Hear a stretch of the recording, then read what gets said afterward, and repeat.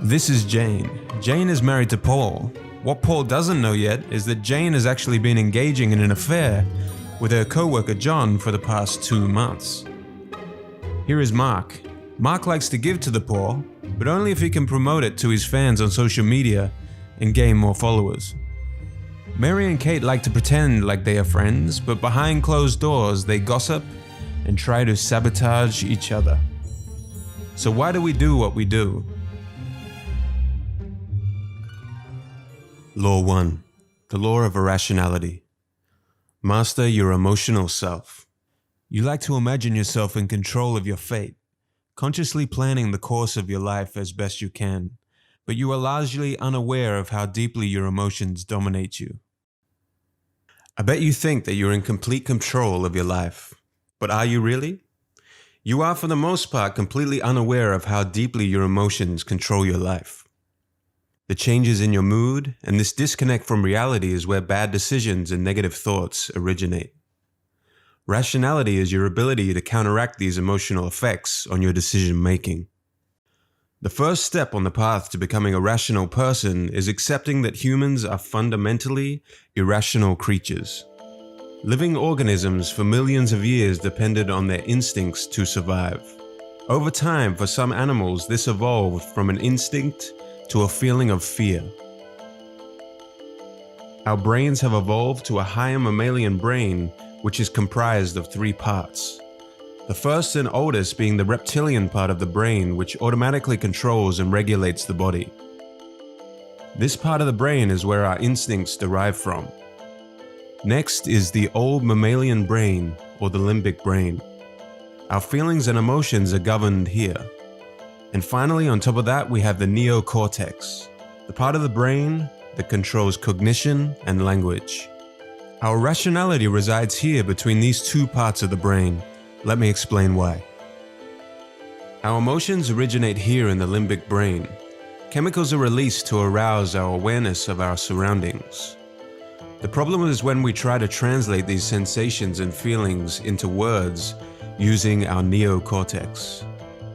For these 2 different parts of the brain, the communication and translation taking place between them is often inaccurate, and hence leads to our irrationality.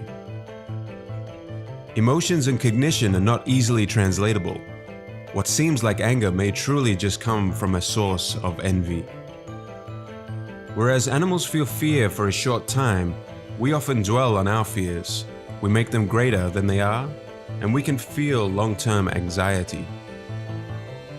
We are always feeling certain emotions, and therefore they are always infecting our thinking. Rational people are aware of this. Being able to mitigate your emotions from your thinking helps you make rational decisions.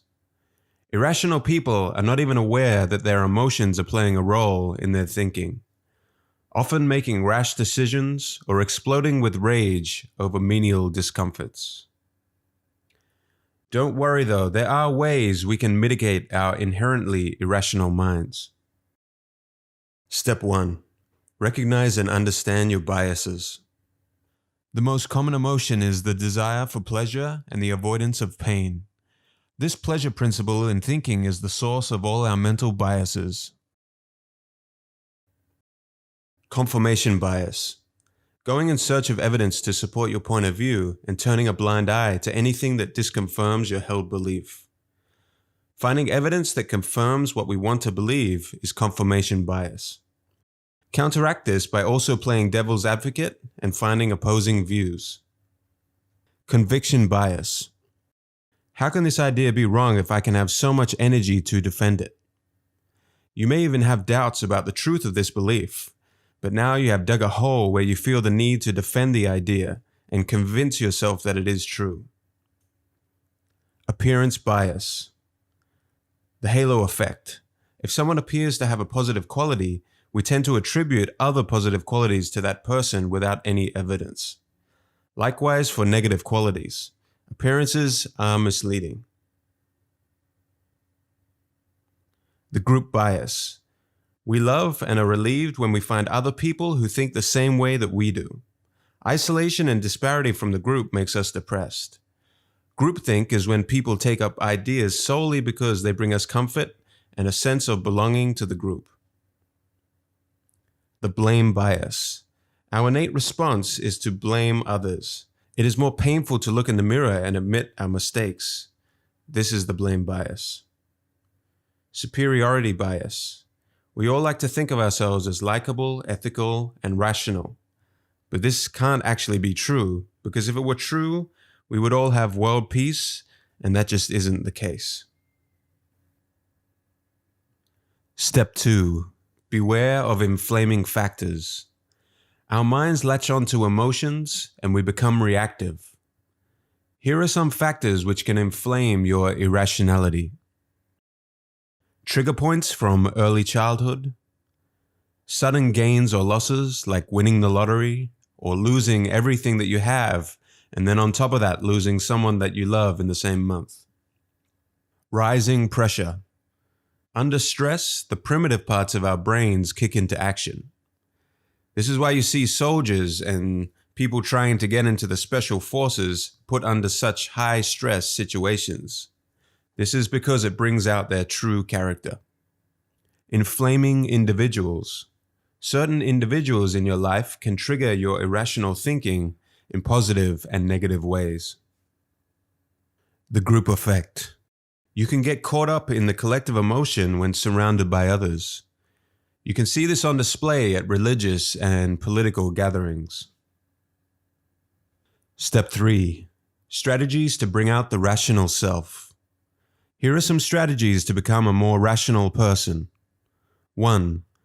Understand you are fundamentally irrational and that the emotional being thrives on being ignorant. 2.